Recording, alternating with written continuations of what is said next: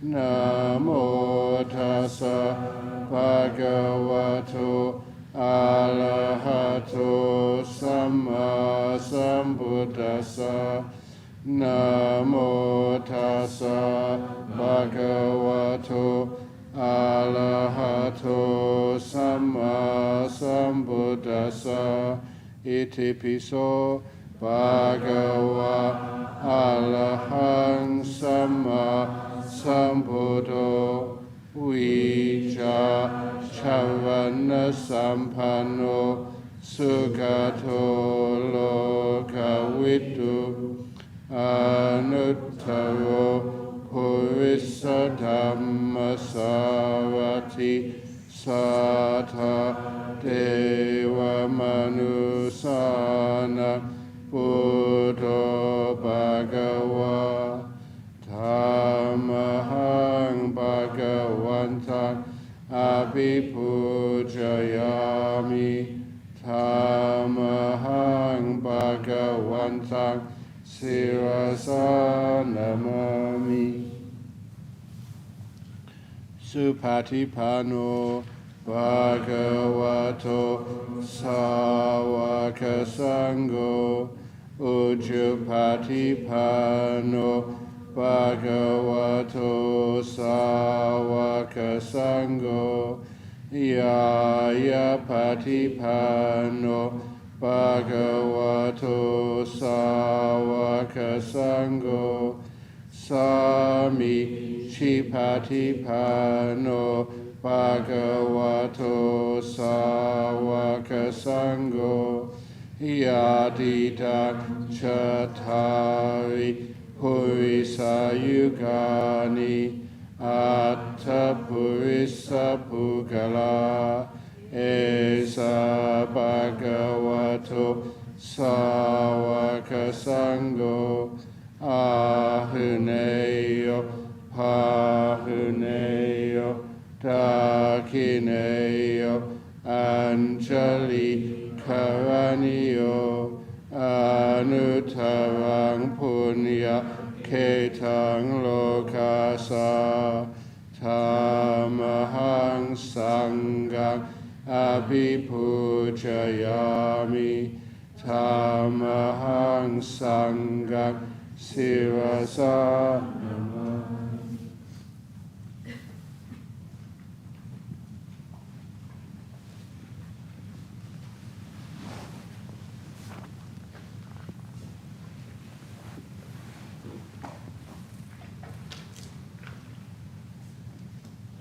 This is what should be done by one who is skilled in goodness and who knows the path of peace.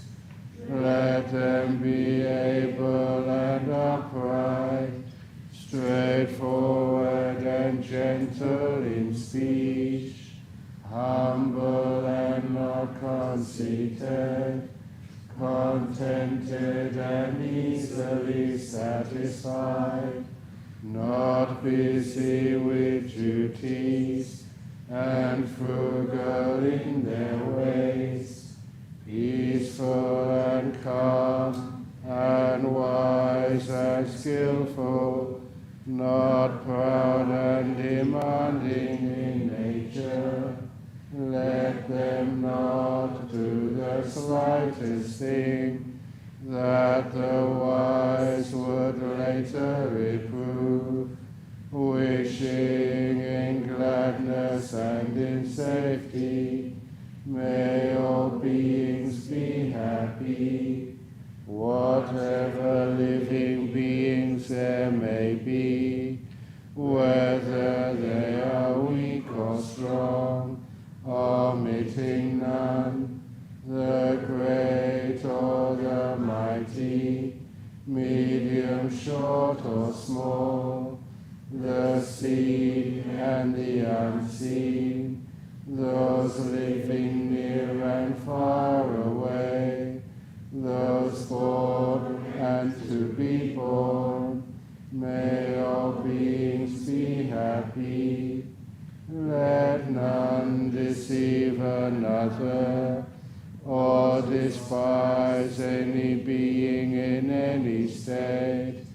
Let none through anger or ill will wish harm upon another, even as a mother protects with her life her child, her only child, so with a boundless heart should one cherish all living beings, radiating kindness over the entire world, spreading upwards to the skies and downwards to the depths, outwards and unbounded, free from hatred and ill will, whether standing or walking, seated or lying down,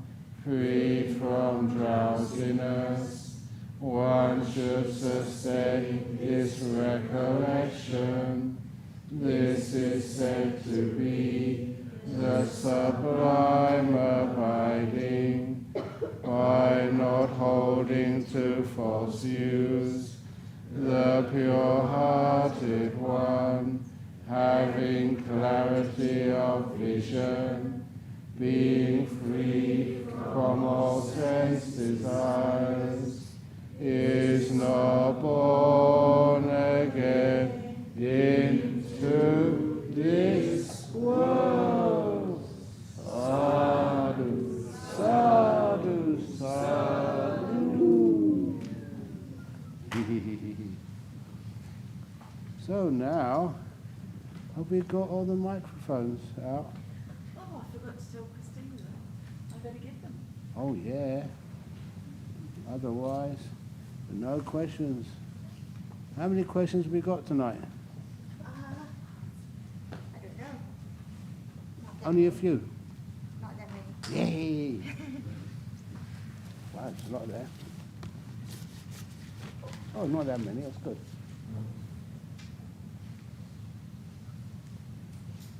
So, you will see who gets the first question. I'm not answering the questions. I'm saving the microphones for the others.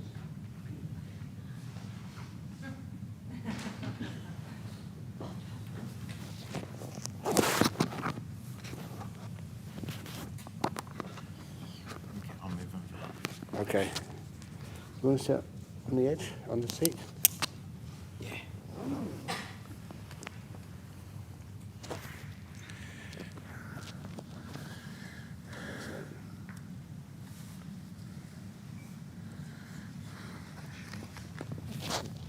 I'll read the question out and you can answer it.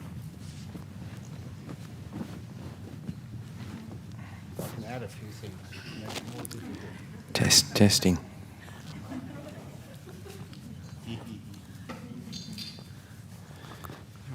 Better read it into the microphone. No. Because it's getting recorded, doesn't it? Oh, okay. Question number 1. If I do not own my bad will, why do I own the bad karma, the results arising from my bad will? Sorry, can you read it again, Ajahn? I wasn't listening.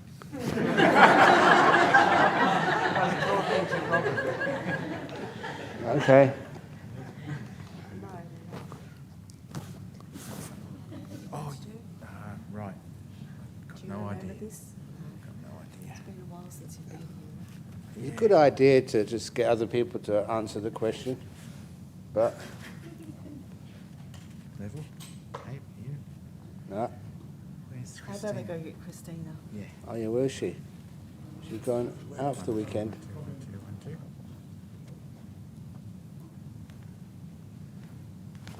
2. Okay, I'll answer this question, and a nice easy one. If I do not own my bad will, why do I own the bad karma or action arising from my bad will? Because you don't own anything. You experience it, but you never own it. Do you understand? No? Okay, I'm sure the nuns can answer that. Have you got a loud voice? The bhikkhunis? Can you hear me? Yes. Okay.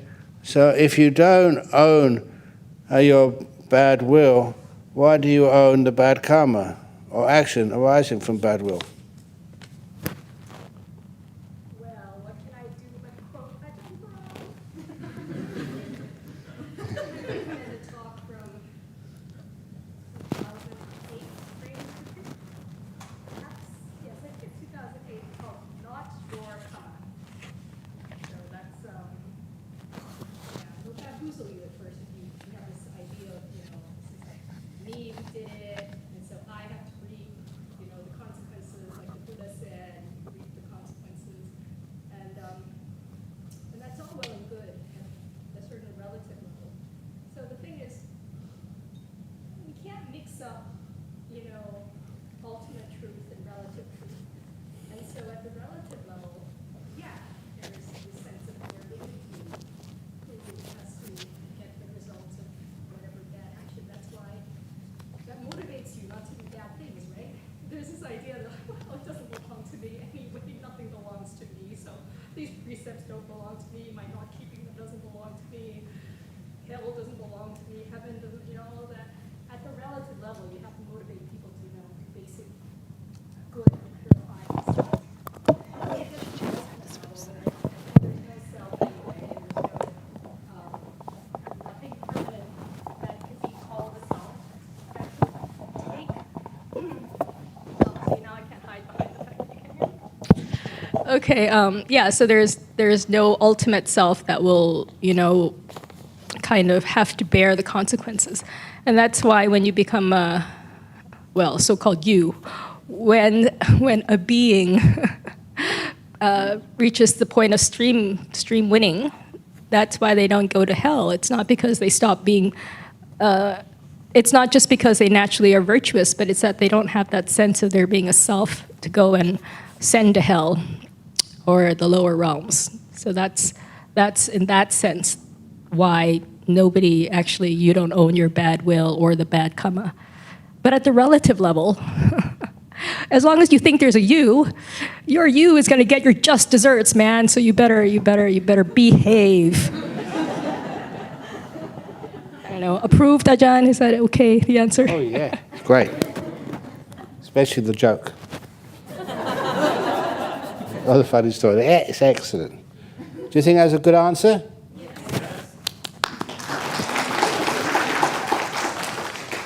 Next question.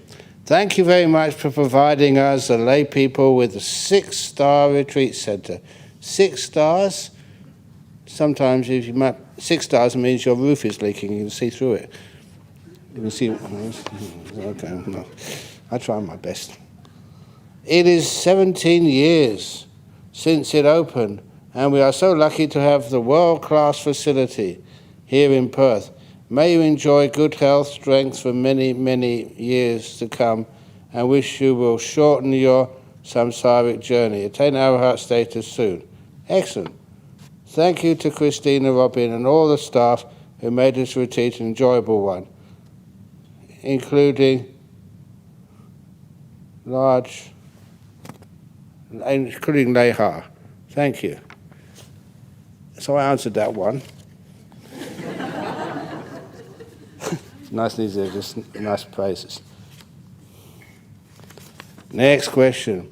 Dear Ajahn, I just wanted to add something after your talk this morning when you mentioned animals in our room. I've gotten used to millipedes and spiders in my room, and once I had a big cockroach. Oh, you're so lucky. Well, one afternoon, I came back to my room and found a scorpion in my shower. It wanted to wash. Just make sure it doesn't stay in the shower longer than 4 minutes.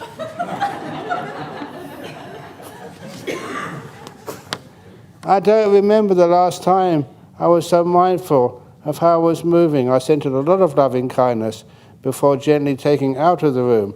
Luckily, it ended well for both of us. Thank you for this wonderful retreat and for your teachings. They are very inspiring. Yeah, the Scorpion agrees with you. I'm doing all the questions. I do the nice ones, and the difficult ones I leave for you. Dear Ajahn Brahm Wangsa and Sangha, this retreat has been wonderful. Thank you for your kindness. The reason to visit was so I could practice in your presence. I feel very lucky to be here. Big thanks to Robin and Christina, and your work is greatly appreciated. Also thankful to the work long community. Oh, the Wi-Fi community? Oh, the WA the WA-wide community for being so welcoming and kind.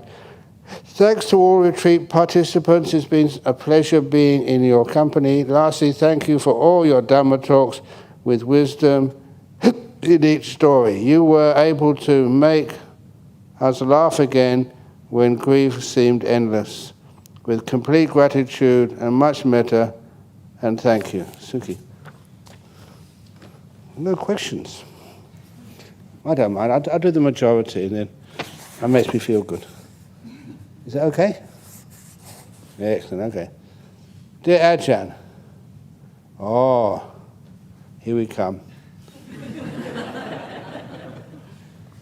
In Vipassana, an experience, oh my goodness. In Vipassana, an experienced layperson teacher is able to guide, join a person during meditation sermon.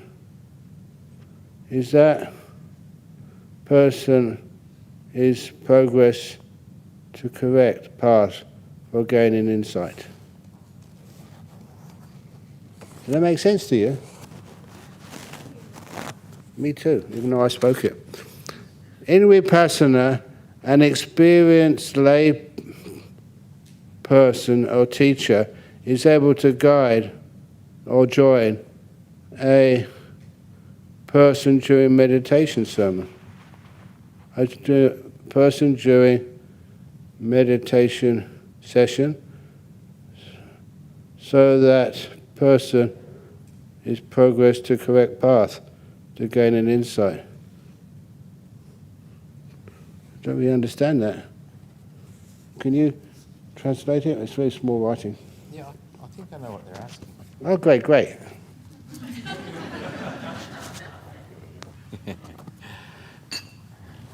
Okay, it sounds like this person's asking if a Vipassana teacher is teaching his or her students, then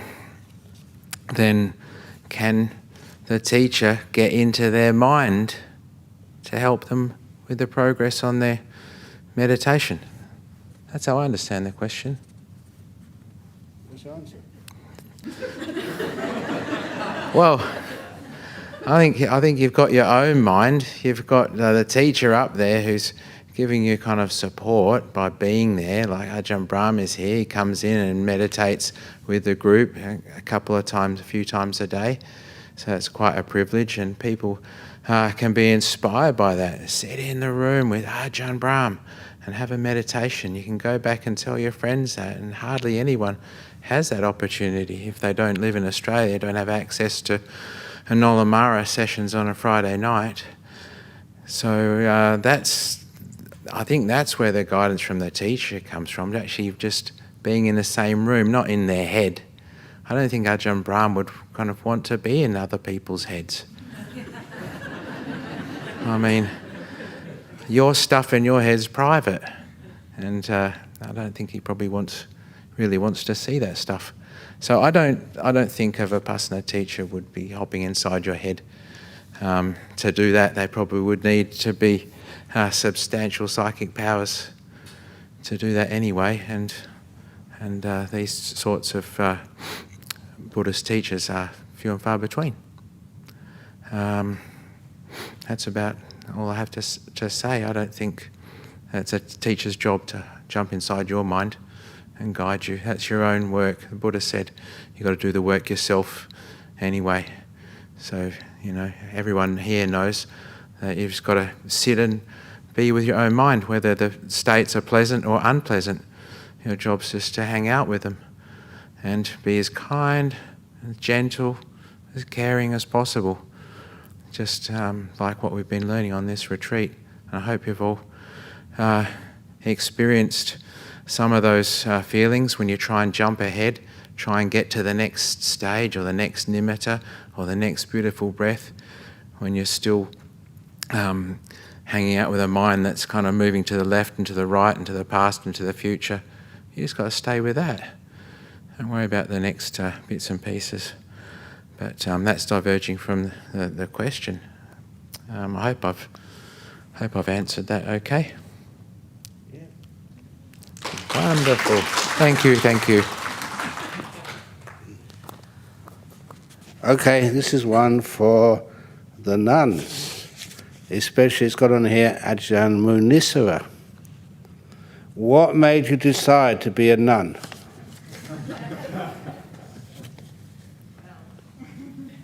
It doesn't take psychic powers to predict that one. I told them. They were like, oh, we haven't done this Q&A thing before. I'm like, well, they're going to ask you, why did you become a nun? And sure enough, I'm sure plenty of you have heard my story already, so I'll just keep it short. I'm quite interested to hear their stories. So, yes, why? Who knows? It's a lot more complex than we ever know. But I have to say, it's definitely, I think, a red flag that if this happens to you, when you're in a crowded place like an airport or a big hospital or whatever, and you have like sort of this radar, you can immediately spot the monastic in the room, and you're sort of like very interested in them. And yeah, then that's probably a sign that you have some kind of monastic affinity. And yeah, I can't remember how long I've noticed myself be like that, but I'm still like that. And now it's more like, oh, I have a friend. You're in the hospital, and it's like, oh, there's somebody else who looks like me. I wonder if they're going to get into the hospital gown or they're going to keep their anyway. So, but yeah, why? Oh, the question, right? So why did I become a nun? Well, I think I enjoyed meditation even as a kid, so that was already a sign that that's not why I became a nun. I don't think I thought at that moment that, oh, I like meditation, so I'm going to become a nun. But I think two major turning points would have been when I went to university. Where did you go? It was in Cambridge, Massachusetts. So it's the other Cambridge, not the other place. But yeah, so I went to Harvard, and it was supposed to be, you've made it, yeah, you worked so hard to get here, yay! And then you're like, oh, great, I'm here, and now I have to work hard again to prove that I should be here, to prove that I'm worth it, I'm not just a random fluke, or they, mixed up my name with somebody else. You have to prove that I'm here, I'm good, I'm smart, I achieve this, that, whatever. And I'm like, it's not over. And I realized that there's something up with this. It doesn't add up. And I didn't see people, I certainly wasn't very, that's not to say I didn't have happy times there, I did, but I also was getting really stressed out, trying to always have to match up to other people's accomplishments or that kind of thing. And I think that, yeah, in my second year, I got really like depressed, and I didn't know what was happening to me. I thought I was just going crazy. But the thing is, I felt like I wanted to know what real intelligence was. Like, obviously this intelligence that people speak about, people being able to get into a good university, people think that's smart, professors are supposed to be smart, but like, what good is this kind of intelligence if you can't be happy? It doesn't make you happy. Well, it's not very intelligent, is it? And so I started to question, well, what's real intelligence? And I also knew that, when you're really suffering, all you care about is ending it. You don't want to get more prizes. You don't want to get, you just want to stop suffering. And so that's when you're like, well, now I know what's the most important thing in life. And I wanted to do it at some point, like sort of devote myself to like the Dharma path. But, I was 19. So when I graduated college, I was only like 20-something, 21, 22. I was like, I'm too young. It's like, I gotta have fun first. It seems very serious, being a nun I didn't even think about being a nun, but just I had no idea how to devote myself to a spiritual path. But I thought you had to be serious to do that. And I wasn't quite ready to be serious. I was in Rome, I was, in the subway. I remember thinking, I had this very clear image of myself hanging on to the little the thing you have to hang on to so you don't fall over when you're in the subway. And I remember having this thought, it's like, I'm too young. I have to have fun first. And so I did, but fun gets boring after a few years. Let me tell you, New York City is the most stimulating city, maybe next to London, but it's still, it gets boring and like that. And so I knew that wasn't it. But the other turning point was when my mother got very sick very fast. It was just after I came back to Thailand from New York, and she declined in a matter of a couple weeks from being able to walk and talk. And she's already being a bit funny in the way she walked and talked, but still relatively normal, to being not able to do any of that, to be paralyzed and completely, it was very sudden. But it also made me realize, well, what's the most important thing, again, is the spiritual life. Because I remember when we were thinking, well, okay, it's going to be terminal, we don't know how long, and what should we do?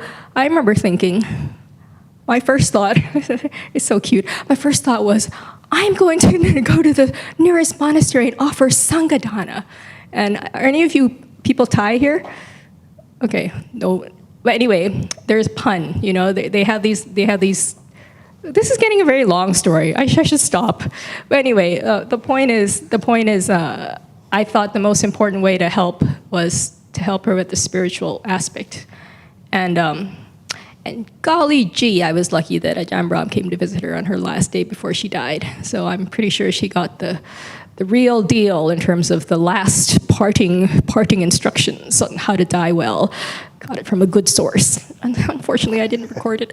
But anyway, so then after she died, I was free to become a nun. I'd already been thinking about it, but I thought, well, I should really just be with her until she dies. And so when she did, it wasn't long before I went off to the monastery. So that is my story. Now, Venerable Kantika, I'm dying to hear your story. We live together, but I don't know your story. Oh, we do the nuns first. Why are you looking at Ajahn Mudu? Yeah, go on.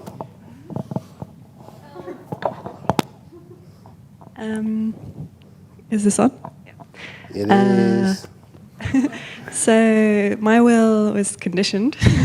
So I don't really know why I became a nun. It just seemed like the right thing to do. I guess I was brainwashed either in this life or in previous lives.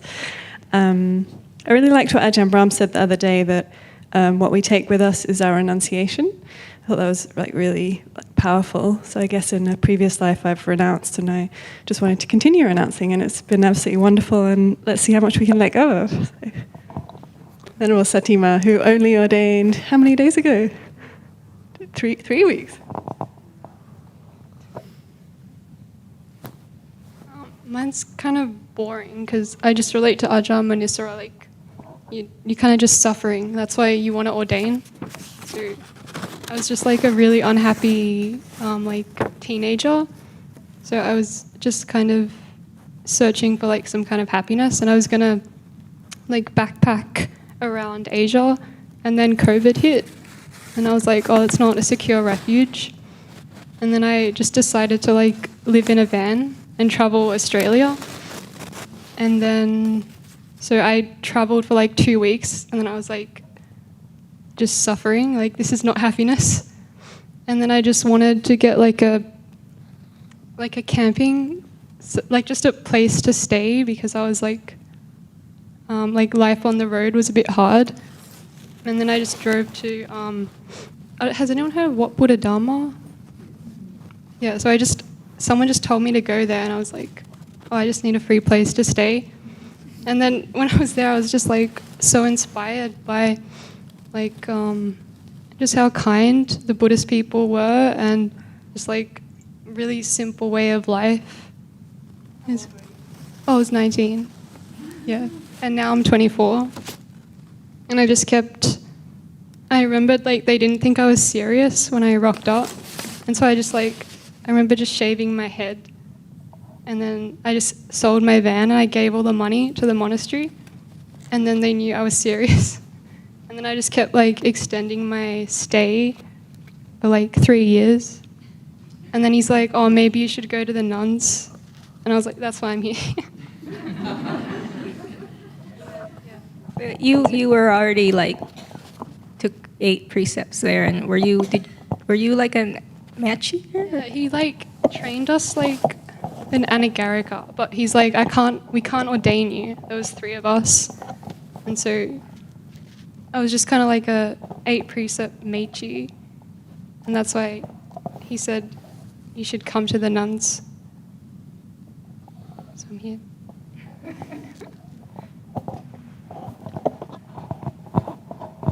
Hello. It's on? Can you hear me? Oh, yeah, you can. Okay. Actually, my story, not boring like hers, very interesting story I have. We both ordained together 3 weeks ago.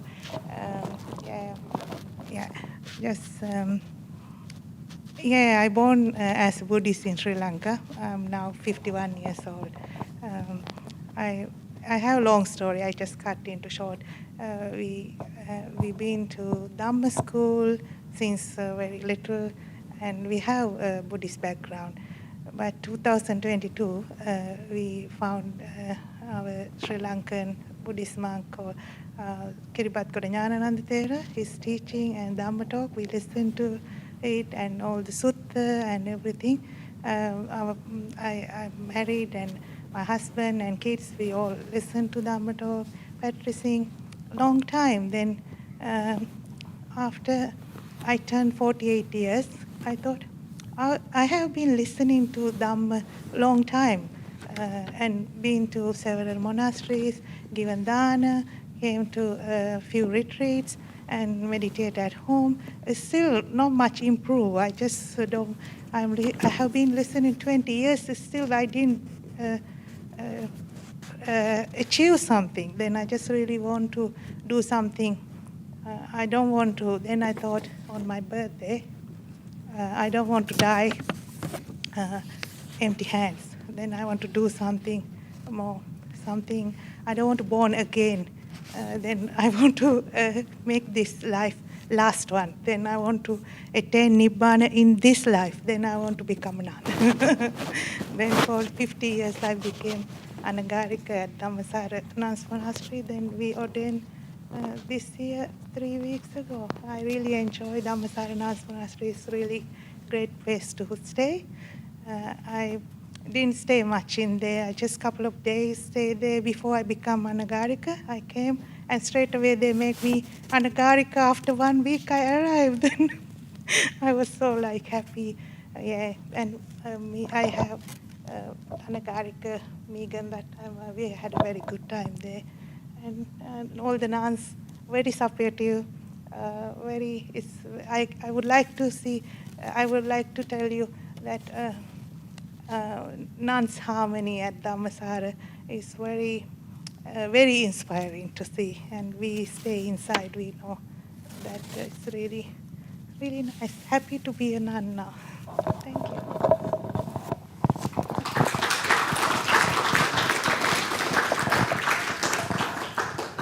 Okay, the next question again for the nuns.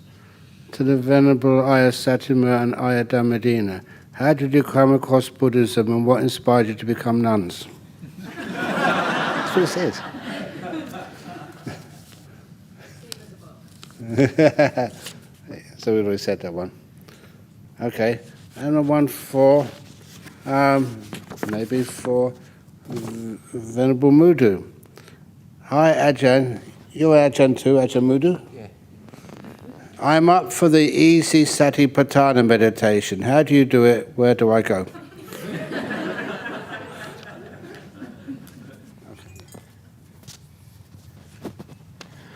I've got no idea.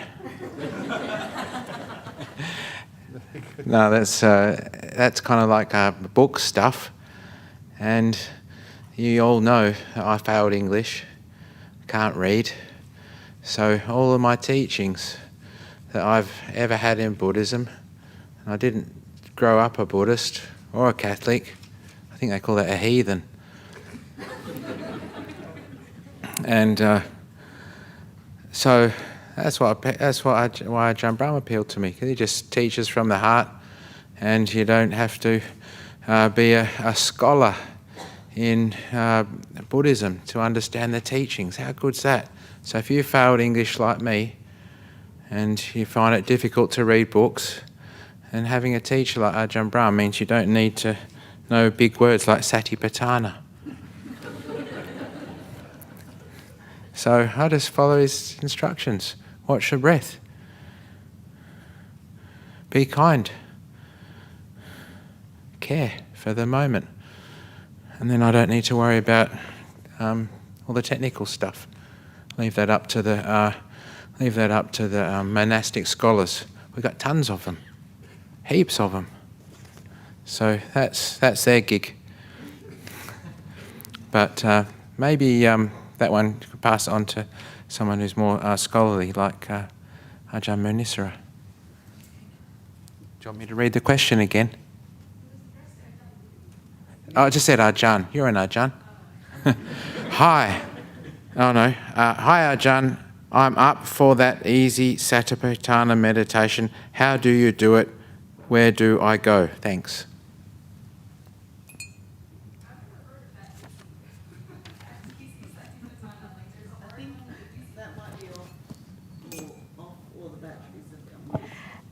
Yeah, I've never heard of there being like the easy Satipatthana and the hard Satipatthana.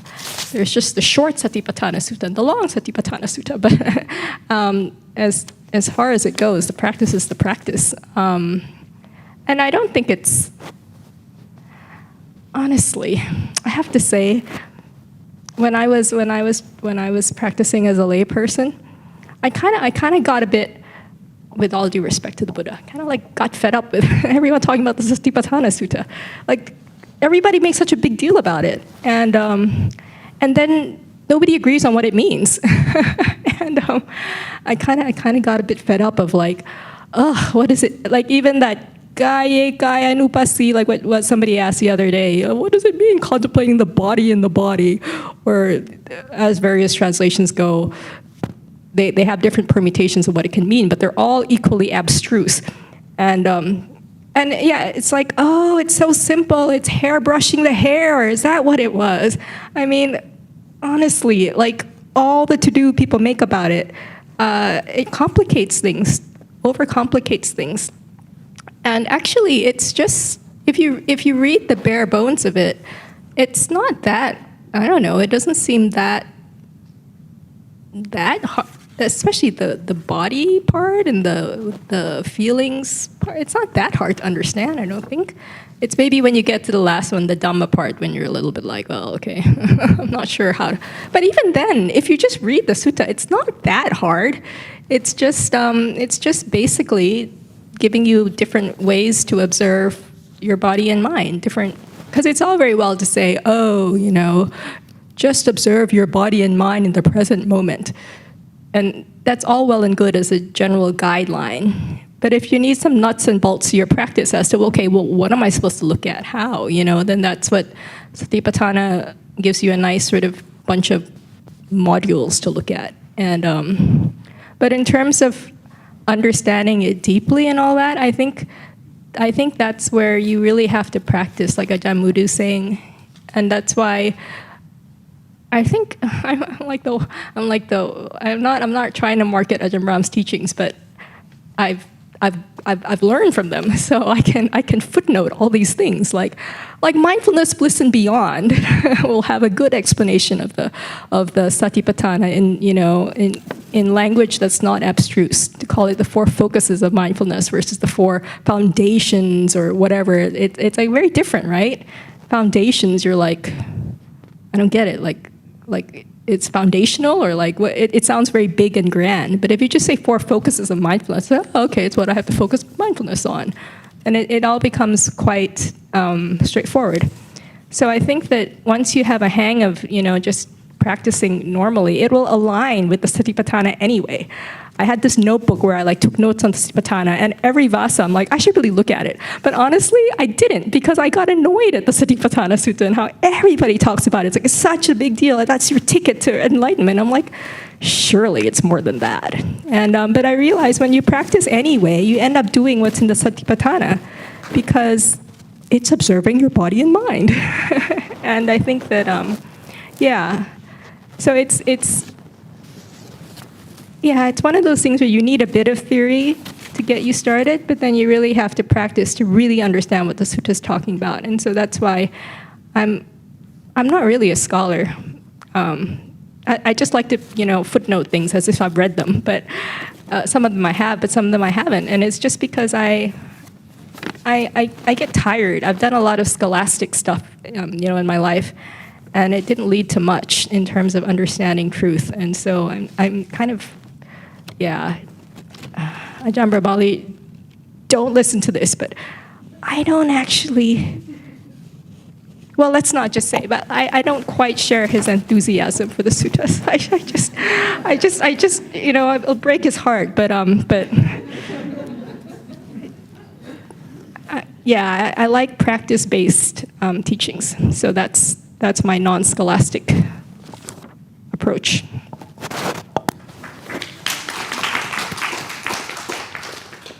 This statement here, it's not really a question, so I'll read it out.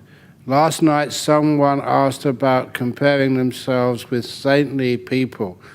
Ajahn Brahm told the story of the Zen garden monk and also the bad bricks. I was reminded of another Zen story from a movie I watched a long time ago. There was a samurai in Japan who every year during cherry blossom season would spend hours looking for the perfect flower without success.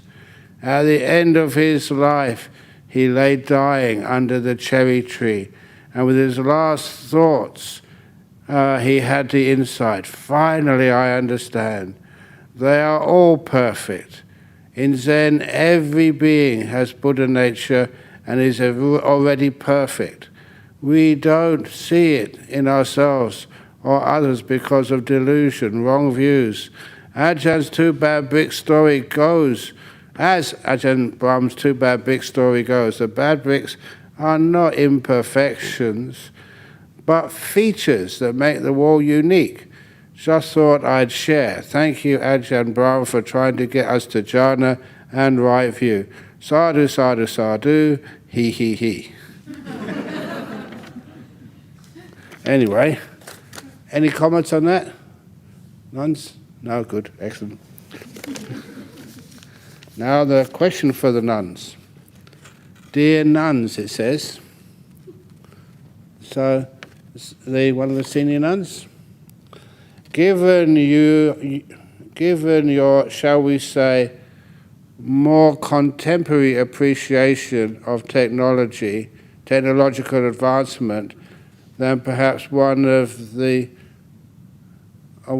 two of the Sangha, what are your thoughts on the use of noise-cancelling headphones as a means of assisting meditation, a help or a hindrance?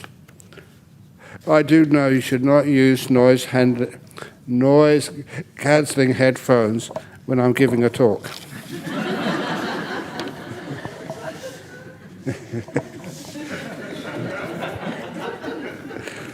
Okay, what's your use of noise-cancelling headphones? So I think they're like the best invention ever. There's a little story. The other day, when the Dana didn't come, apparently the nuns were knocking on my door. All three of them knocked on my door. I had no idea. I locked myself in the bathroom with noise-cancelling headphones. I was having a great time. And then eventually Ayasa Tima was like banging on the door and was like, we need to go for lunch. And so then I came out and was like, I heard nothing. So yeah, please, everybody get some there. Wonderful. Thank you. Is that okay?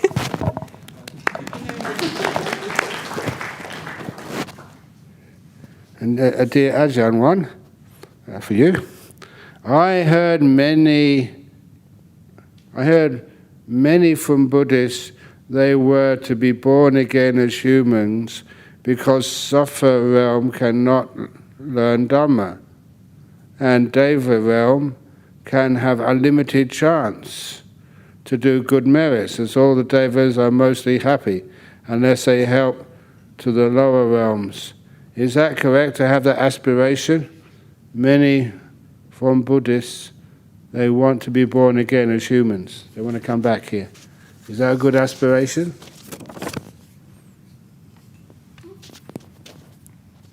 It's really fun passing the buck. Thank you for your question. Yeah, I think being born as a human, from what I understand, is the best rebirth. And it gives you the best opportunity to hear the Dharma, see the Dharma, maybe practice the Dharma. So this is a great aspiration, having rebirth as a human. It also provides opportunities like suffering, which I can't imagine would be a lot of that happening in heaven realms. Having such a good time there, you forget what it feels like to hurt. But in this human realm, there's plenty of opportunities, and you've just heard stories from our venerable nuns, and they all have a common theme. There's all underlying suffering there. And I guess each and every one of you could have a story of your own that involves some suffering and that leading you to this Dharma path. I think from a Western point of view, it's certainly true, because we don't necessarily get brought up in Buddhism. It's something that we kind of find it's not a huge part of Australian culture. I believe only 1% of Australian population are Buddhist, so it's quite small. So to come across it, you have to be quite lucky, I think. It has to have the karma there to find it. And for myself, I was living very close to this monastery, only just in Rockingham, and I had no idea it was here. So I was very fortunate that a Thai friend of mine brought me to the temple and introduced me to Buddhism. And that's how I found out about it. I certainly wouldn't have found out about it on my own. But having some suffering in my life, that was enough to inspire me, or to, not inspire me, but it's like a match, kind of give me a bit of a kick up the bum, as they say in Australian, to follow some, trying to find a way out of the suffering, because that's what I'd heard that Buddhism had on offer. I thought that sounds pretty good, and I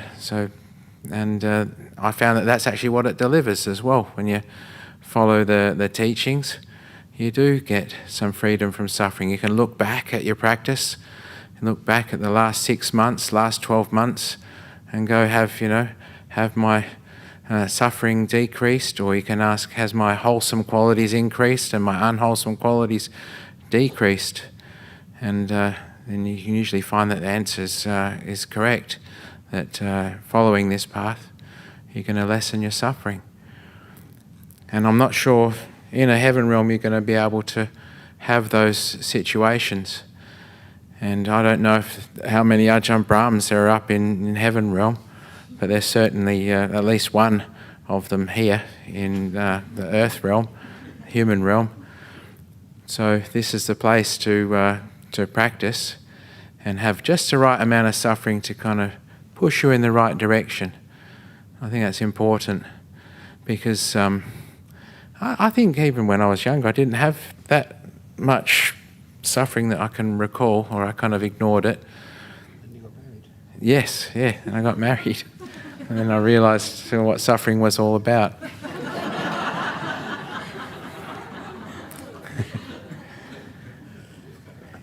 Yes.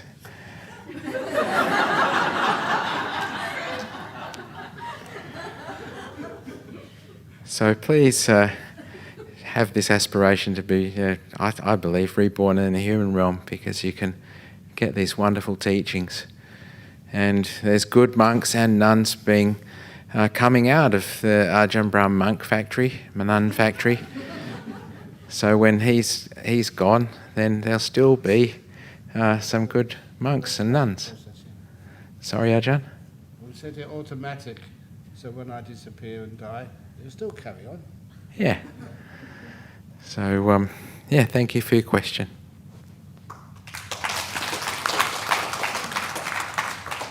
So now one for the nun. Here, Ajahn. Just curious, if I may ask with full respect, why do you choose to learn Theravada, not Mahayana or Vajrayana? That's all of you. Well, you start out with what's most familiar to you. So, I mean, I wasn't born in Thailand, but my parents were Thai. And so the minimal Buddhist exposure I got in my early life, living in the Philippines, was going back to Thailand and, and seeing monks there, and some even a Machi, which was the first nun I saw, I think. And there's a certain familiarity. I remember when I was young, I also lived in Bangladesh for a while. And I remember one time we went to this, I forget what it was, some kind of ceremony or something.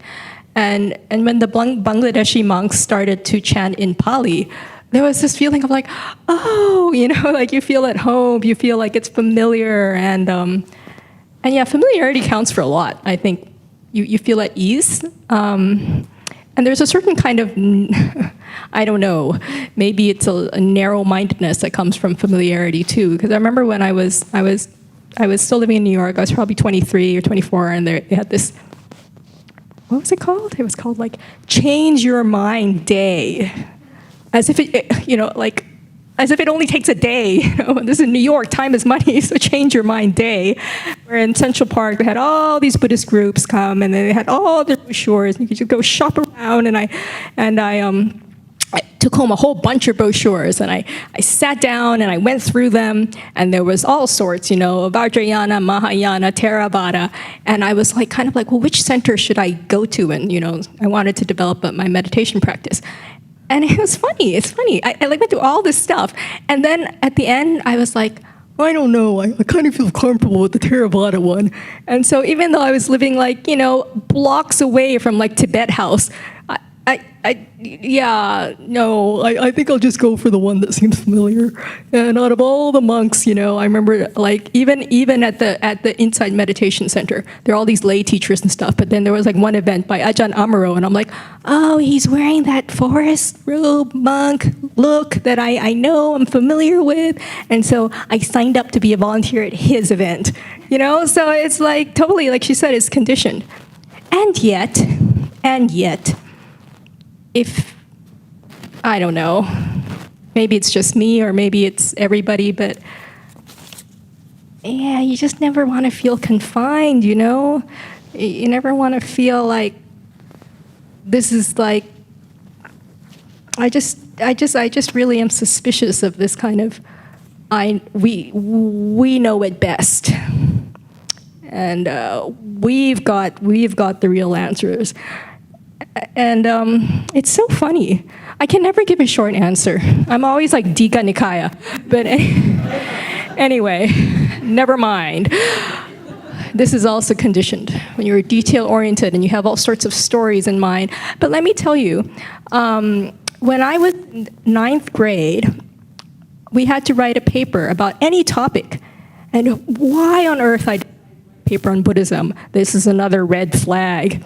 And I remember I compared the three schools, Theravada, Mahayana, Vajrayana, what their teachings were, and my conclusion was, well, obviously Theravada is the only one that actually toes the real line of the Buddhist teachings. And those other ones, they really got it weird. I mean, they're like deities and stuffs and like all this like weird stuff. It's really not the Buddhist teaching, period, the end. And it's like what an arrogant little, yeah, but anyway, so I wasn't trying to be arrogant. That was my genuine, the conclusion from my research was that. But I mean, but nowadays, I'm very pan-Jhana. This one of, I won't say who, but so in the middle of the Rains retreat, Venerable Choki, who is the ex-ASA chair when I was ASA secretary at Australian Sangha Association, and we never talked about this stuff when we were actually working on ASA. We just talked about like the minutes or whatever of the meeting. But anyway, so later on, I actually talked to her about like Dharma, and she invited me to this talk by apparently the reincarnation of the Rinpoche. Ling Rinpoche, who was the teacher of the Dalai Lama, his main tutor. And of course, it's in the middle of the Vasa, and it's like Vajrayana, and so I really had to be like, But nonetheless, I played my cards, and I asked to go, and I went. And when I came back, one of the other nuns asked me, "So are you converting?" And I'm like, "Converting? I'm pan-Jhana. There's nothing to convert." Because I feel that it's similar to what Ajahn Brahm said in the answer to a question the other night, that we share teachings. I mean, that's also why I kind of really believe in teachings that come from practice. Because I think if whatever you practice, you get to the same truth. And so if someone's like a real practitioner, no matter what color they're wearing or what sutras they are quoting, no matter what date you can date it till, whether it's early Buddhist text or not. Oh my God, am I a heretic or a heathen? I don't know what I am. But even if it's not EBT, I think if it's true, it's true. And if you practice to get to that point, you'll know. And that's why I'm undecided, because I haven't practiced to the point where I know. But I'm just not, I can't help it. I just can't believe anybody can say anything, and until you actually know for yourself, it can all sound good.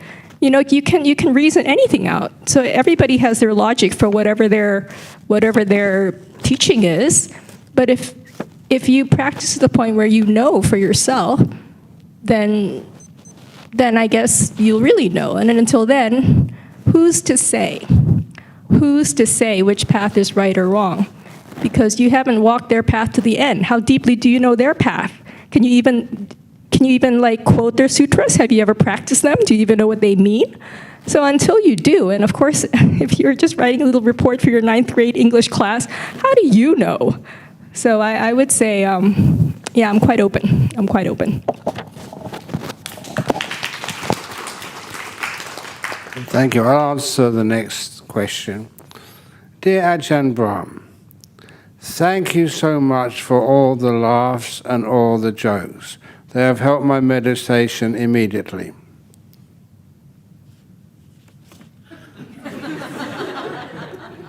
I didn't write that. But I got the next question. This really is a question. And this is actually for Ajahn Mudu. Oh, yes, sorry. Thanks, Ajahn.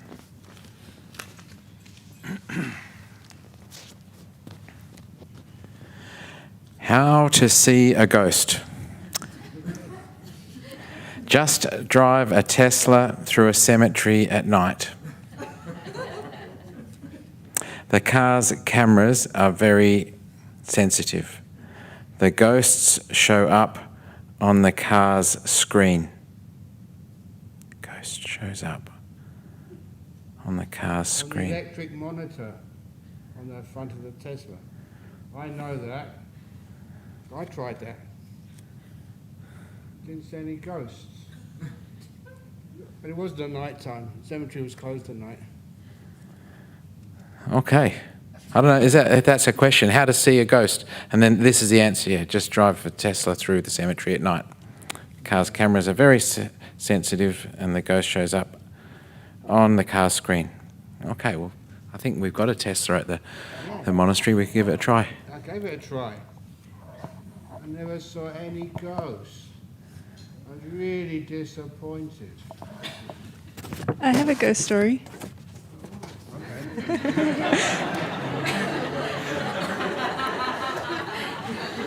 It's I wasn't actually there, so it's slightly secondhand. But so I heard this from the nuns when I was at Santee. So Aya Karunika, who's the abbot there, and Aya Pekka, they went for a walk with a layperson, and this layperson was apparently terrified of ghosts. So it kept going on about like, oh my gosh, what if we see a ghost? And they're like, I don't think we'll see a ghost. We've never seen one before. It's the middle of the day. And then they walked down to, I don't know if anybody's been to Santee Forest Monastery on the East Coast, very nice monastery. They walked down to the Summer Palace, which is some beautiful like caves. It's got quite like a slightly spooky feeling. It's like quite misty and dark and a bit eerie. Very spooky. Don't spend the night there alone. And then this lady was taking some photos, and they were just enjoying themselves, had a nice walk, went back, looked at these photos. Dun, dun, dun. And apparently on one of these photos, there was a lady who was not there at the time. Oh, sorry, actually, is anyone going to be able to not sleep? Maybe I won't tell the rest of the story, because it actually is a bit scary. Yeah, put your fingers in your ears now. So apparently a lady was killed around that area, and they think it might have been her. And I said, can I see the photo? Because I love stuff like that. And they were like, no, we got rid of it. It was too scary. That was the end of the story. Thank you, that's good. Microphone. Sorry? Oh,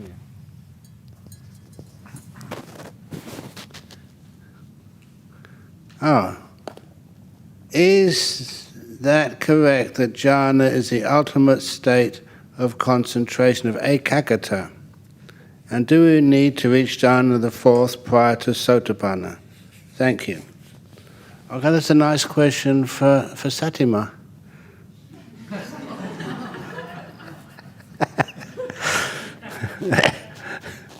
Oh, she's going to tell me off for that. What do you reckon?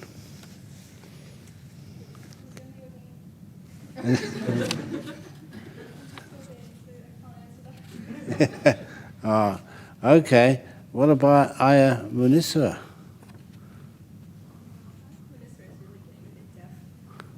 So, I'm sorry. Can you repeat the question, Ajahn? I couldn't quite hear it. Okay. Is it correct that jhana is the ultimate state of ekaggata? That's another word for, it means like one peak of mind. And do we need to reach jhana the fourth prior to sotapanna? Well, ekaggata it's a factor of the first jhana. So it's not like all, it's not like all jhanas are, you have that in other levels, but you first have that feeling of being one-pointed in the first jhana. But I think Ajahn Brahm answered this question the other night about, like, do you need jhanas to be a stream enter?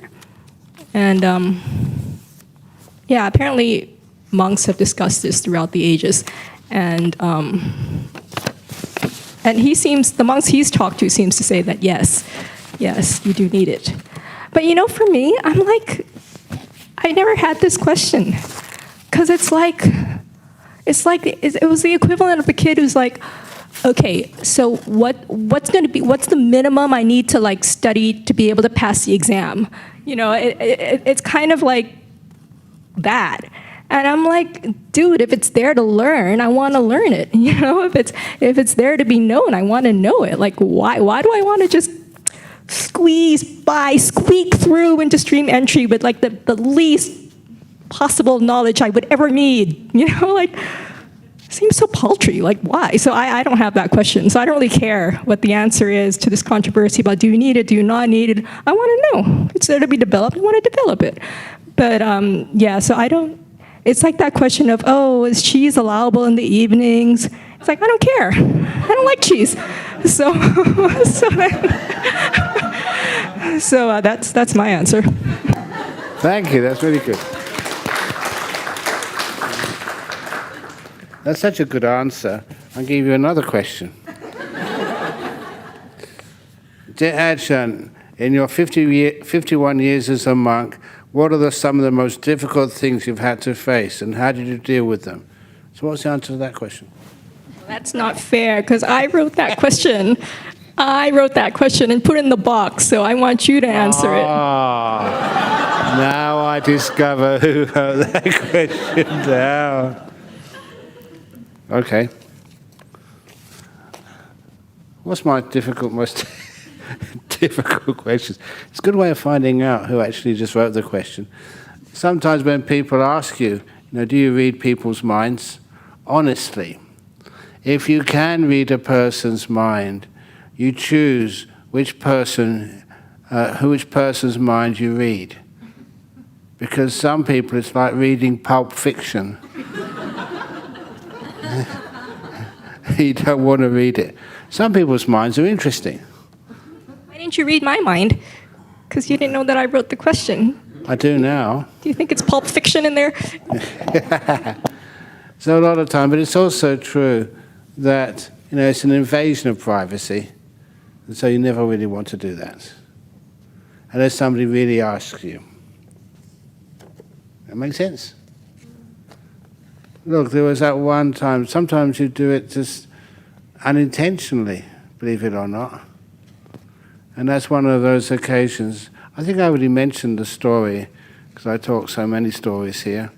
And that was over in Oslo University, when during the question time, this young student put their hand up and said, I have a very important question to ask, and I can't decide what to do, which way I should go. And of course, straight away I said, well, suppose the question was, should I marry that boy who proposed to me, who's sitting right next to me, or not? And that's what she was thinking, that's what she's worrying about. And her response, the poor girl, I should never have done that, was hold her head. She went bright red. And she said, oh. But I gave her a good answer, and that was with tossing the coin. Heads I marry him, tails I don't. It's a very good way of deciding. Heads I marry him, tails I don't. Especially if you're wondering whether to get married or not. And what does it mean? Of course, I think I told you before. You toss the coin, it comes up heads. Heads I marry him. How do you react? If you think, 2 out of 3. And toss it up again, it means you don't want to. And if you say, yes, your reaction tells you what you really want to do. Okay, so next question. Thank you for the Dhamma teaching. I have 2 questions. Sir, you didn't answer the question.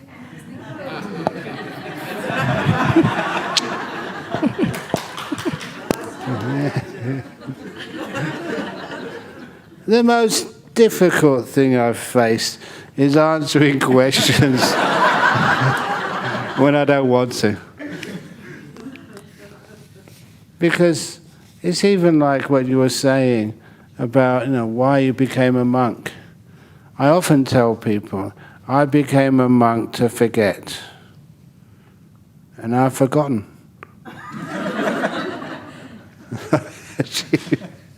Achieve my goal. No, but difficult things. Whenever you do or go through a difficult thing, a lot of times, as soon as it goes, and you go through it, you do forget about it. You don't carry all those burdens with you. That is what Ajahn Chah told me. I've told a couple of you this before, that he said, well, when you become a senior monk or a senior nun, you'll have to be a counselor. People will come and ask you all sorts of questions all sorts of questions, like even questions on family life or on marriage. Honestly, what do I know about marriage? I've been a monk for 51 years, celibate. But still people, they keep asking, can you please bless our marriage or give us some advice? Doesn't that sound crazy to you? As you would say, you can read about it, you can listen about it, you can contemplate it, but if you haven't experienced it. Is that true? Do you give advice on marriage?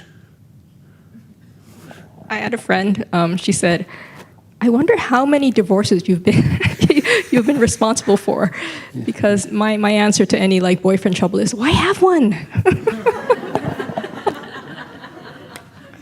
That's really good. Okay. What other things have I done in my monk life which were really difficult? I did get a lot of feedback. Oh yeah, here we go. A lot of feedback when I was responsible for the ordination of bhikkhunis.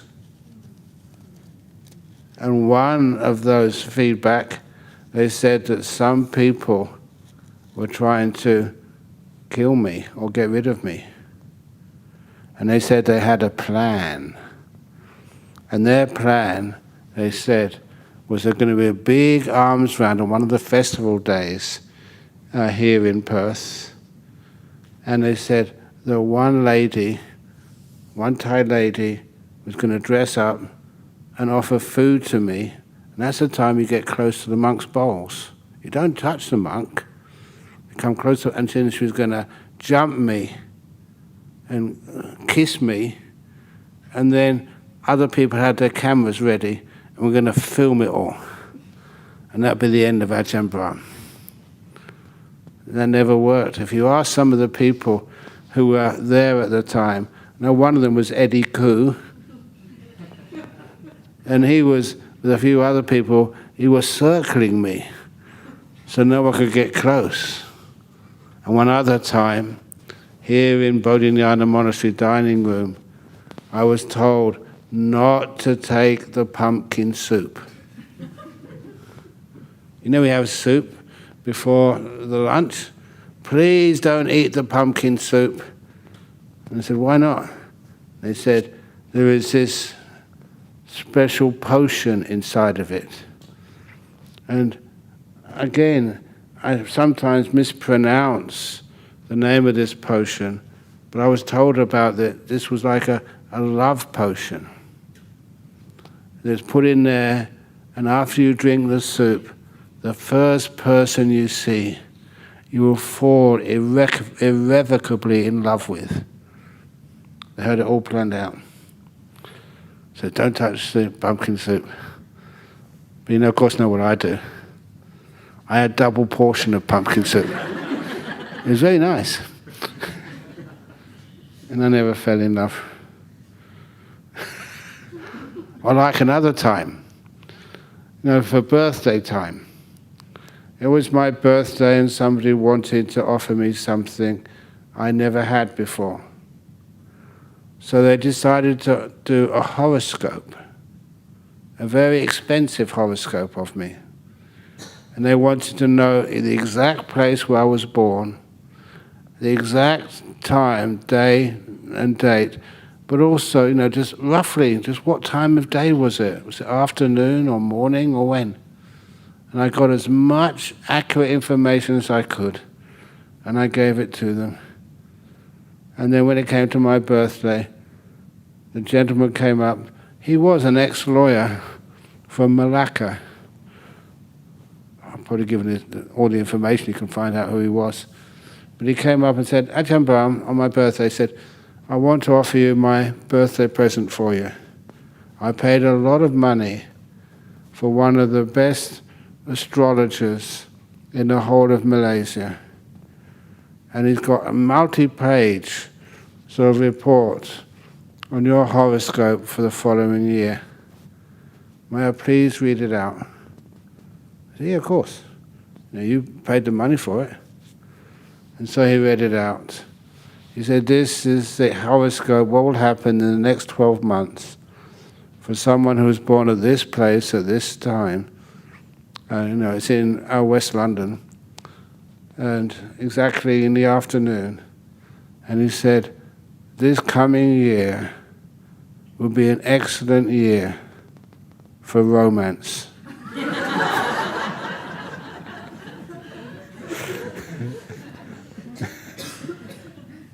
And all the people in the audience, including me, reacted just like you did, only much louder. So I lost my faith in horoscopes after that.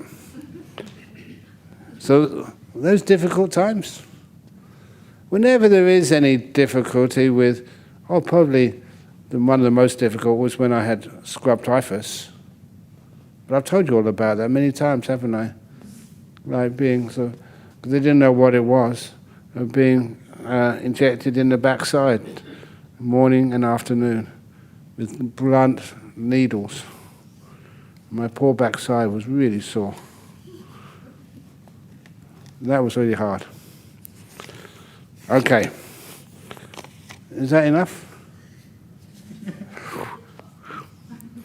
Okay. Now, the law of karma.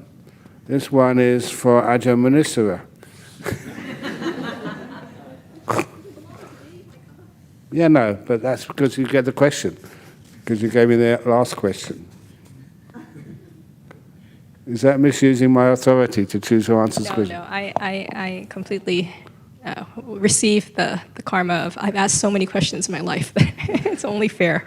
Okay, here we go. Is mental, emotional suffering possible as a ripening of past karma, or is it just self-inflicted or other? If it is ripening of past karma, should we just bear it to accept our karma?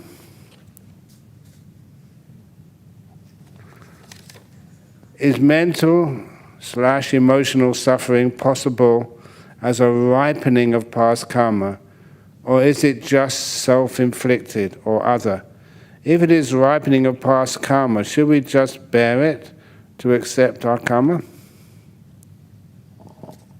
Well, I feel like they're not two separate things. Like,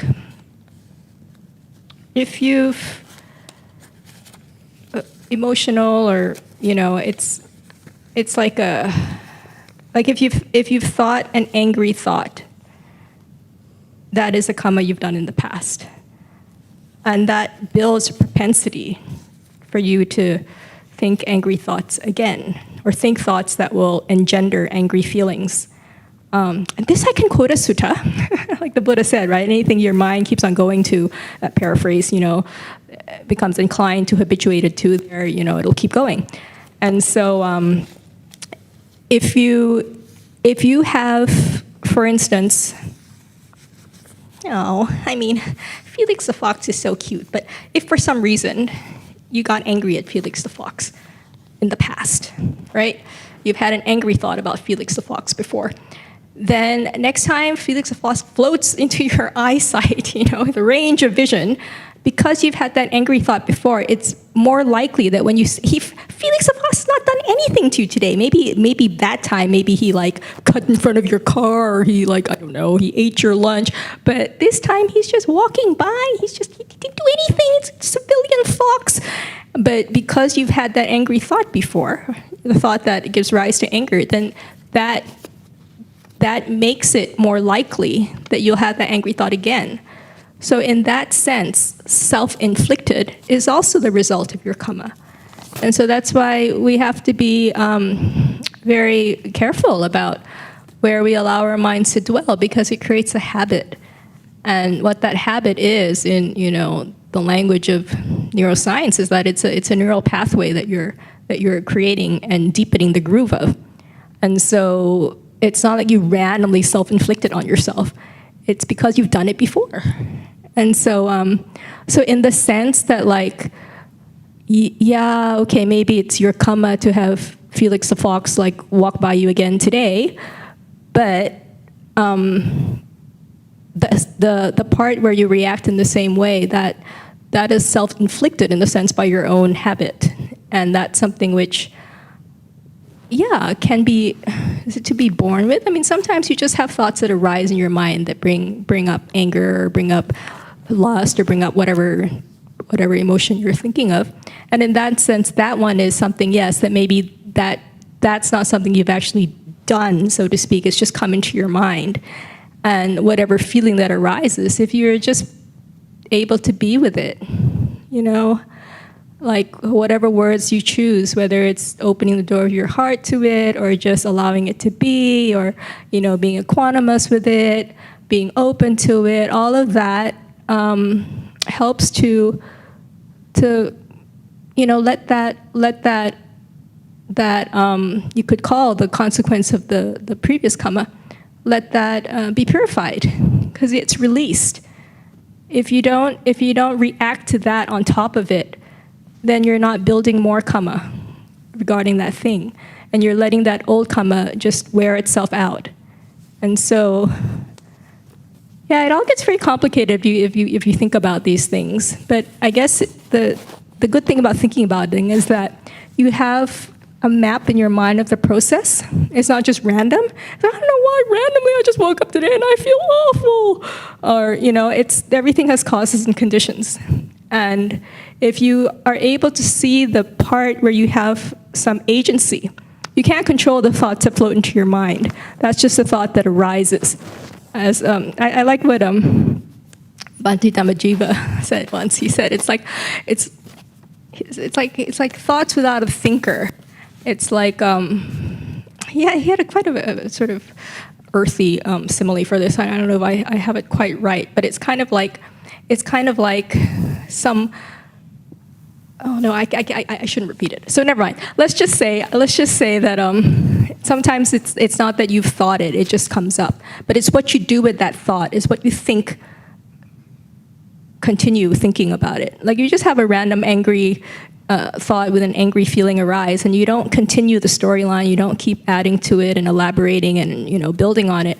Then it just comes and it passes and it goes and then it's done. So that's how you don't inflict more based on whatever karmically has arisen. Something to that effect. Anybody else want to elaborate on that? Okay, no. Great. Thank you.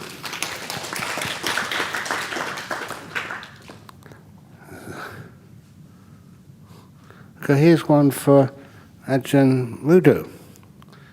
Dear Ajahn, do you ask the Buddha for help when you don't know the answer, please?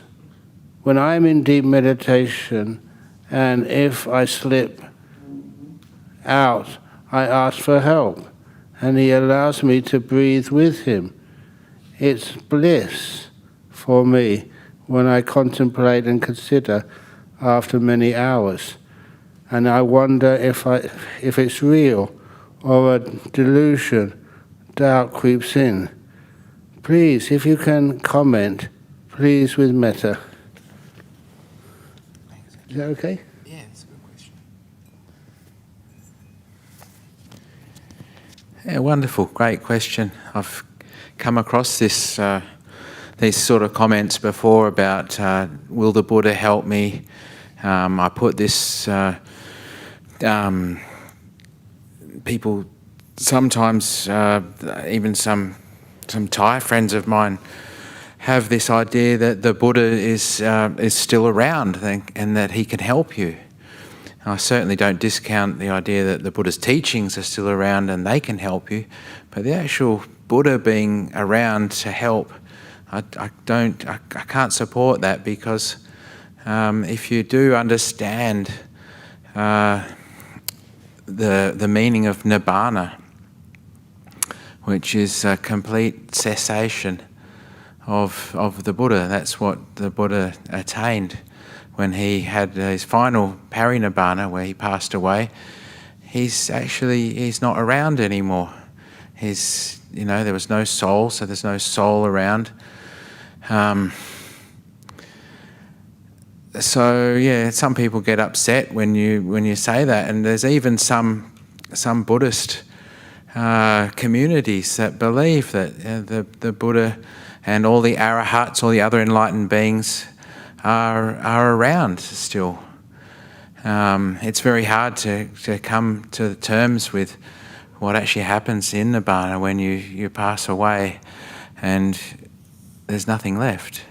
There's no spirit of Ajahn Mudu, if he gets enlightened, to be go and join all the other enlightened beings. It's just like Ajahn Brahm's described what the original meaning of Nibbana was, which was meaning putting out the lantern. And those three things that make a lantern go, the fuel, the wick and the heat, any one of those go, then that it ceases completely. It's nice to kind of have that thought that the Buddha's around to help. I'd prefer to think that there might be devas around that will help you with things when you have a tough time and you feel that you've got good precepts and you do the right things, you're kind to others and especially kind to yourself, then you can maybe ask, sorry Ajahn? Get a Pepsi. Then you might be able to get a Pepsi, yeah, on a hot day when you're dehydrated. But it's actually, this view of having this falls under what in Buddhism we call right view. And the way that I understand, the way I've been taught, is that there is no Buddha. And Siddhartha Gautama, who became the Buddha, he did his work and he taught everyone and he passed away. And there's no self to start with, so there's no self to be reborn into another body or into another realm. I really kind of, this question comes up when I teach meditation in Albany, and it's a tough answer to give to people, that there's no self. But you guys come on this retreat, so it's important that you kind of hear right view, and even if it's a tough pill to swallow, that there's no self there. Then at least you've got the teaching. You put it in your back pocket, and it's something you can think about. But that's what Nibbana is a kind of complete cessation. And unfortunately, there is some other teachings around that don't teach that. They teach that there's a place where all the enlightened beings go and they'll have a wonderful time together so they can enjoy all the hard work they've done in getting enlightened. But this is just not what the Buddha taught. Once you're enlightened, that's it. You don't have to suffer anymore because there's no self to suffer.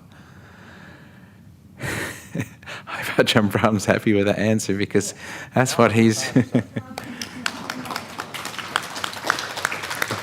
That's what he's been teaching us. So. Thanks, Ajahn. No, now for some of the nuns. Here, Ajahn, you need the microphone. Yeah. Thank you for the Dhamma teachings. I have two questions. One, you said if by mistake we break a precept, let go, not do it again, but isn't it get added to our karma? That's when you do a bad deed, and they say here, by mistake, we break a precept, let go and not do it again. But isn't it get added to our karma? And the second similar question, also if someone had done a bad deed long time ago, is it best to let go or confess so that the person can meditate without any hindrances? So who's going to answer that question, Nance? Put your hand up. Which one? Venom Satima? Yeah. Okay, come on.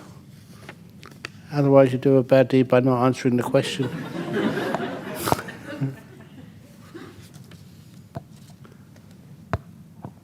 Hello? Sorry, what was the question?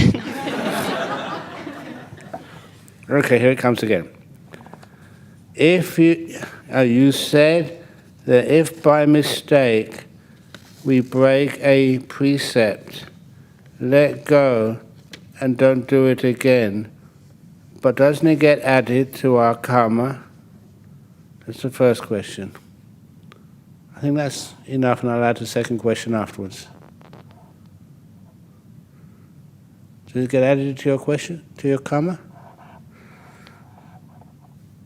You, by mistake, you break a precept, let go, and don't do it again.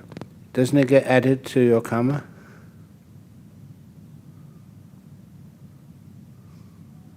Having like a mind blank, so I'm going to pass it on. So yeah, it's a good question, thank you.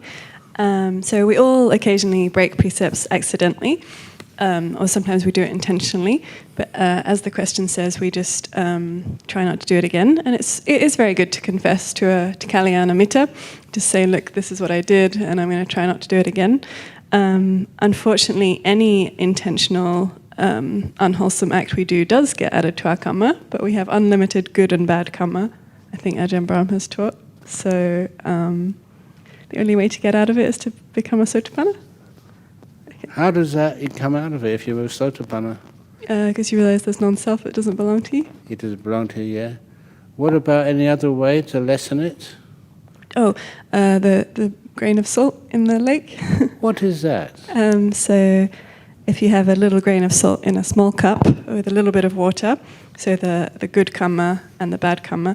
If you have a bit of bad karma in a lot of good karma, sorry, I'm not really good at telling stories, but basically, yeah, if the salt is in a small bit of, if the bad karma is in a small bit of good karma, then it's going to be much more intense. But if you put that bit of bad karma with a lot of good karma, so lots of meditation, lots of keeping the precepts, being kind, helping other people, then that little bit of bad karma is not going to make much of a difference, like in a big lake, like a grain of salt.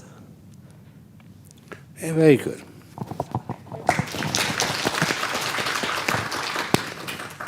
I think I should probably answer this one. It's got two parts to it.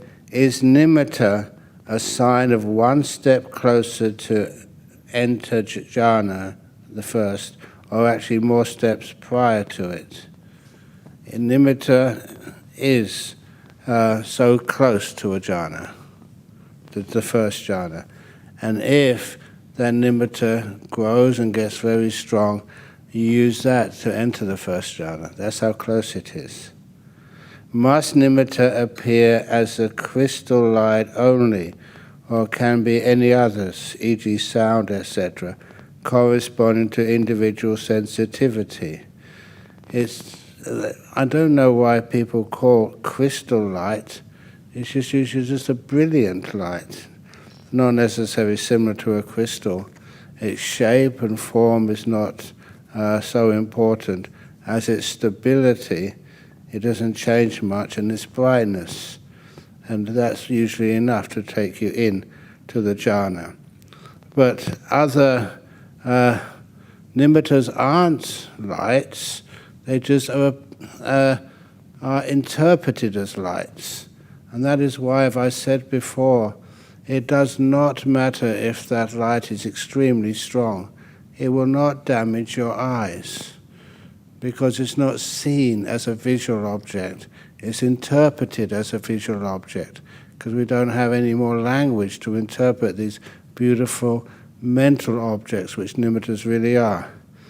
So it's unlikely that you would interpret the nimitta as a sound. It can happen, but very unlikely. Is that okay?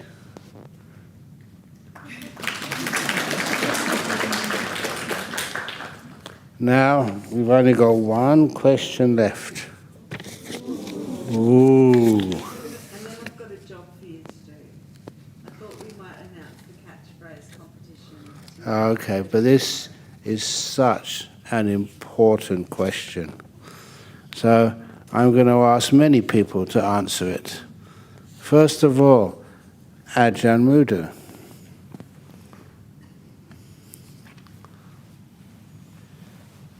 Ajahn, any suggestions? Dear Ajahn, any suggestions for us to keep meditation practice as a habit in our daily life? How to counter laziness to do so? Thank you. Okay. Well, if you're in Perth, you're very fortunate because you can go every Friday night to the meditation and Dharma talk at Nollamara. And if you're unfortunate enough that you don't live near Perth, then you can tune in live stream Friday night. If you're in Albany, you can come and join my meditation session if you're travelling.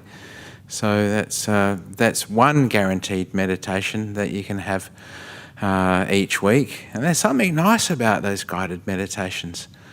They've got a nice power to them. I've actually felt that in this room with all the meditators here. Really enjoyed being able to meditate with all these people with such good intentions to want to be peaceful and share that room. It's a huge, great energy.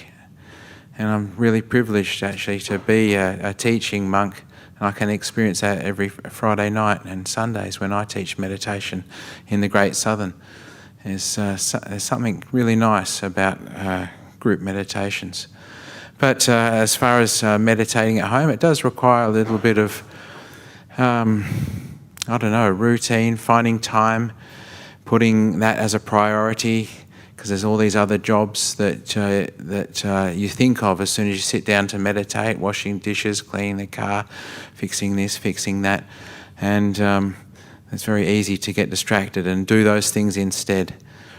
So a great monk once said, prioritize your meditation, put that first, and put the other things last.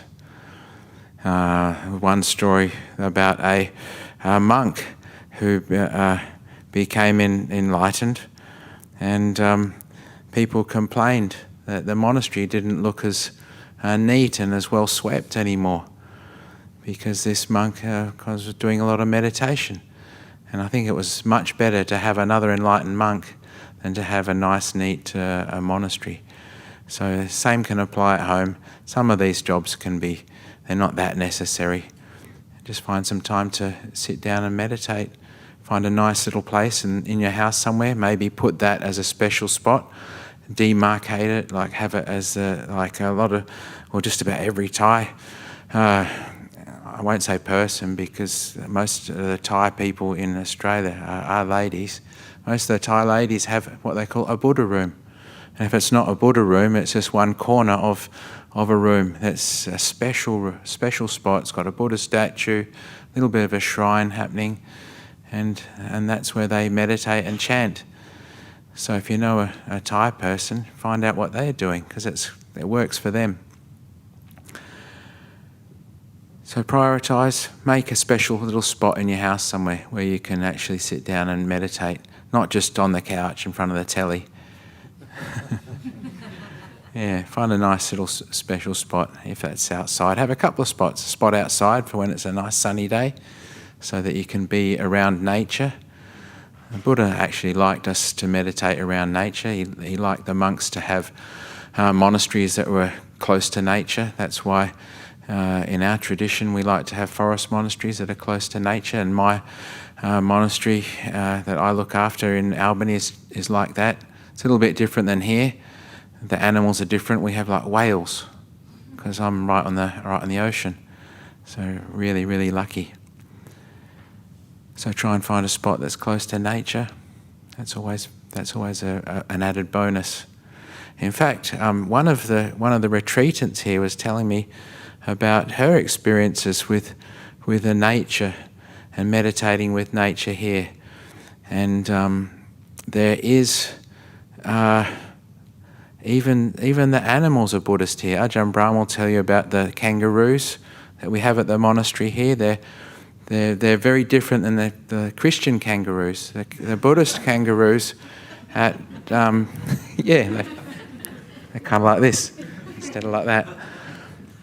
But I believe, I haven't seen this here at Jhana Grove, but there's actually the Marin of mindfulness. And this Marin is in the lake. behind me, and it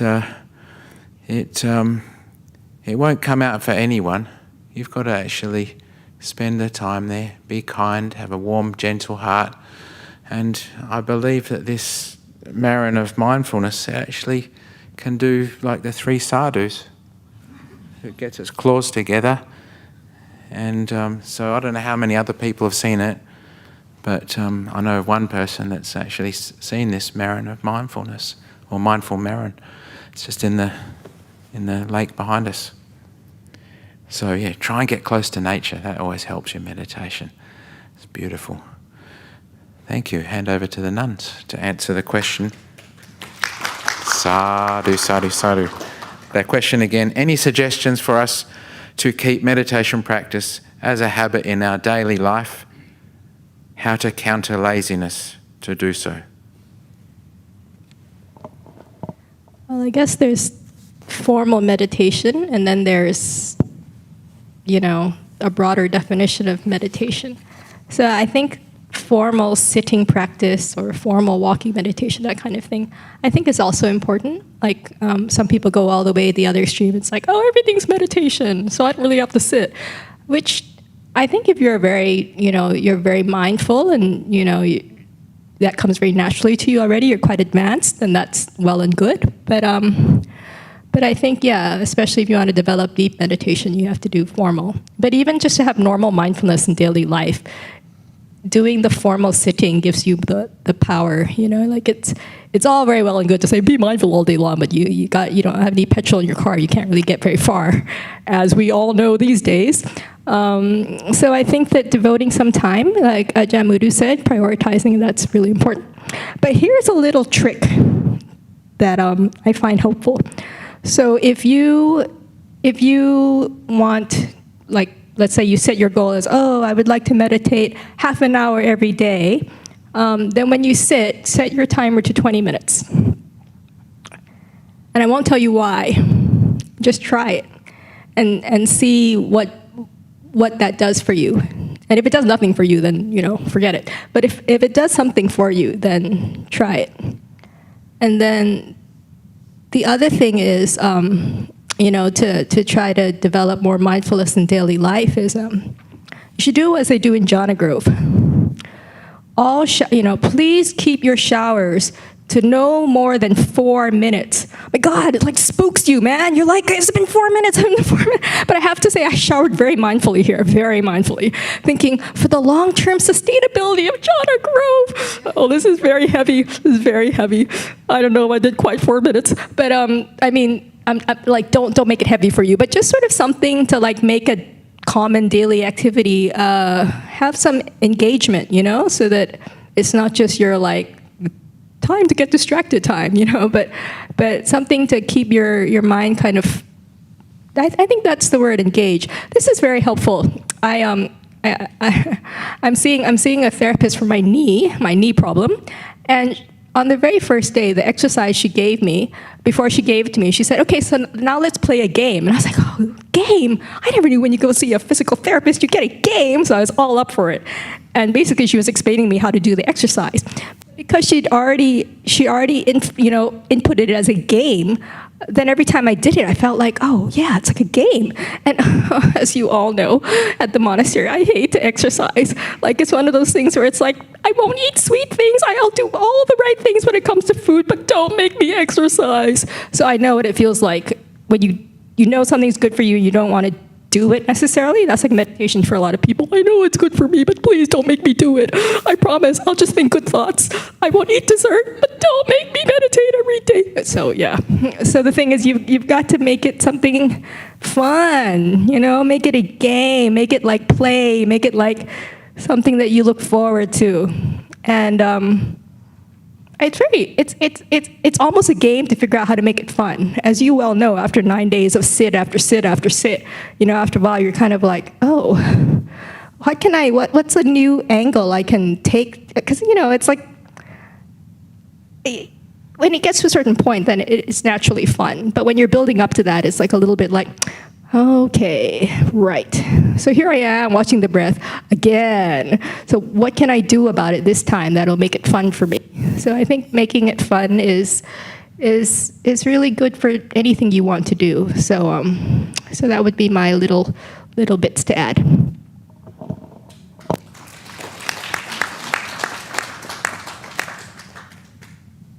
Any other none? Do you want to add something? I must say the one thing which I invented to make my meditation fun, I haven't taught it yet, is learn how to breathe backwards.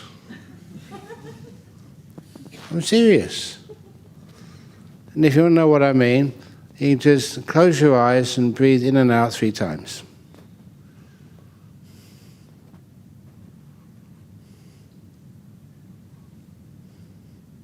And I guarantee your first breath was an in-breath. And then you breathe out.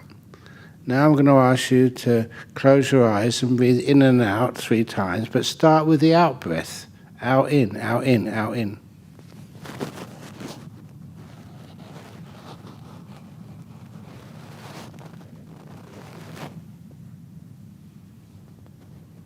And actually, it feels different. So you can play around like that. One of the other things which I do after you've mastered that, breathing backwards, the next one is to do 3 in breaths to each out breath.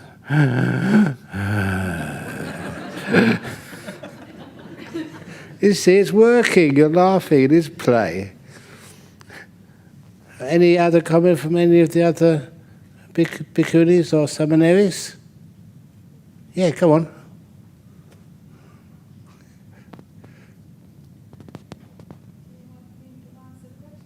Yeah, why not?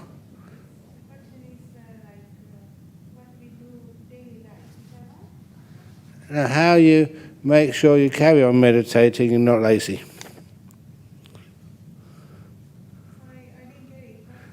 Any suggestions for us to keep meditation practice as a habit in our daily life, and how to counter laziness?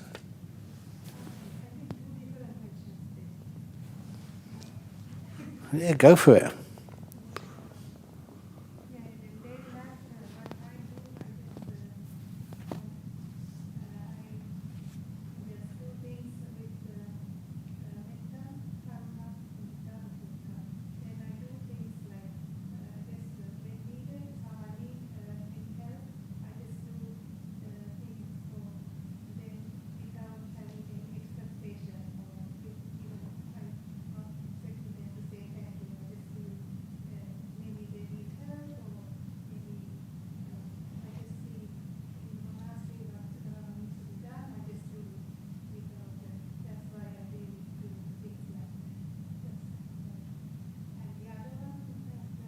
How to counter it?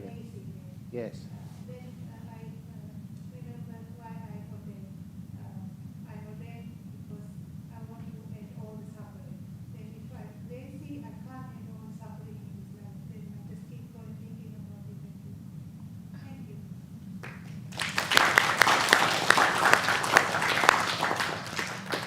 Anyone else?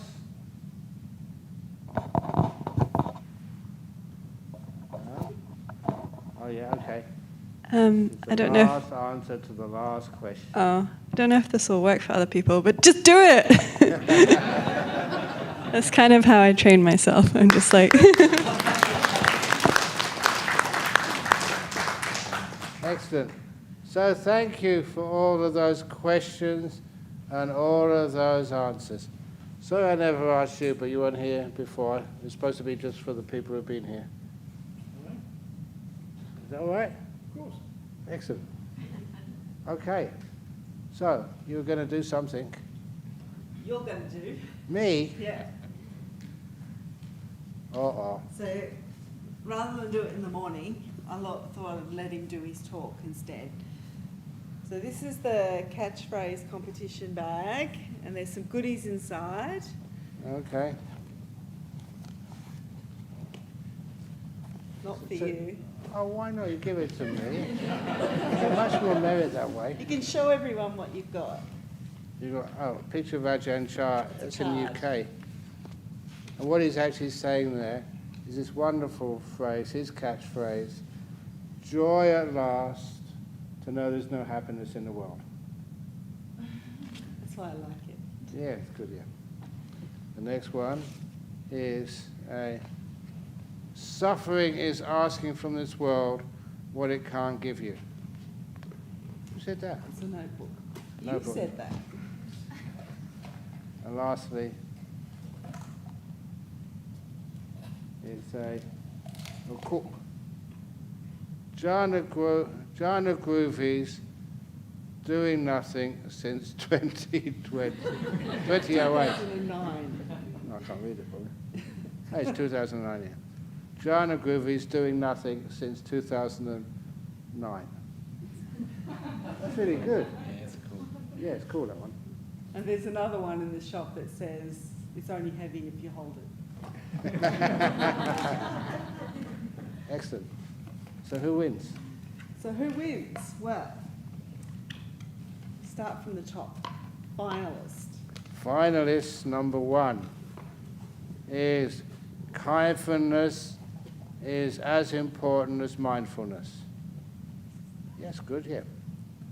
Because if it is affirming of all that is gentle, kind within me, as valuable. Softness is valuable and powerful and needed too. Be kind, be gentle is magic. That's excellent. Number 2. Runner-up. Runner-up. Okay. Don't just do something, sit there. It's much better. The reason you liked it, because all of the troubles of the world are due to, to man's inability to sit quietly. Not just a man's inability. Females as well. Do you remember Margaret Thatcher? She didn't sit I peacefully. don't remember her. No. Okay. We do. That's why we're in Australia. Okay. And the last of them, The winner. the winner. You know who the winner is? What is the greatest gift or inheritance? I can have you behind. Leave. I can leave you behind after I move on. Is what is the greatest gift or inheritance? I can leave you behind after I move on. Is nothing. You said that. Me? Yeah. You said, what's the greatest gift you can leave behind for us when you go? Okay. It's nothing. It's so simple there, thank you. And who's the winner? But I who's said that? it, did I? You remember. Yeah. You remember. That's his greatest gift to us, right? Yeah, nothing. Yeah. Because it details the teachings down so perfectly, it distills the teachings down. I can't encourage distilling things. Nothing. Distilleries.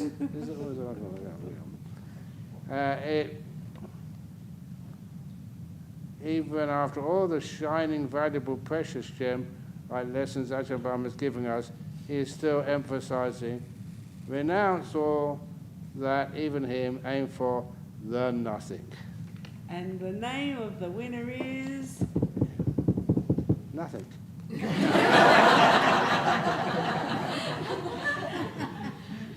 And that is the second name, the surname is nothing. The first name is Katia Nothing.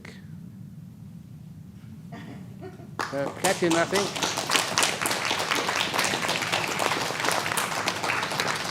Yeah, come on.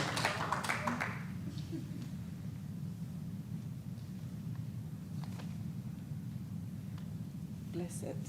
Bless it for her so that she gets to get the nothing. Here you are, you deserve this.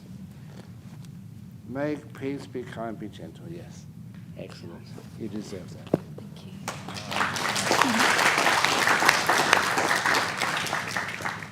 Thank you. So what do we say now? Yes. Sadhu, sadhu, sadhu. Perhaps tomorrow, Ajahn, we can start your talk at about 8 o'clock because my little chat beforehand at 7:45 won't go for half an hour. Okay. So I only have to come here at 8 o'clock. Yes. Okie dokie. So right now, what do we do next? That's a good idea. Excellent.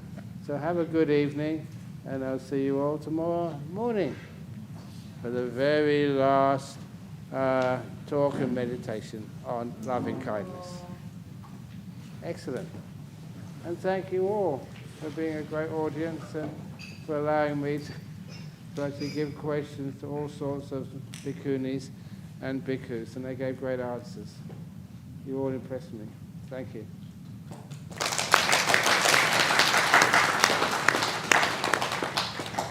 Have a good evening. It's now 20:58. Surprised I don't feel so tired when you don't do anything. Here we go. A basket with all the questions finished. Well done, Ajahn. Yeah, well done for organising this. It all worked perfectly. Yeah, it is. Thank you for your help. Sorry, I can't answer technical questions. That's okay. Someone think I'm honest. Okay, yeah. Oh no, I should go back. Oops. That was timing was excellent. 9 o'clock a week. Anna Garrick wanted to come, but she didn't make the waiting list. Oh, okay. She's got to go back to Denmark. She's Oh. too sick to attend.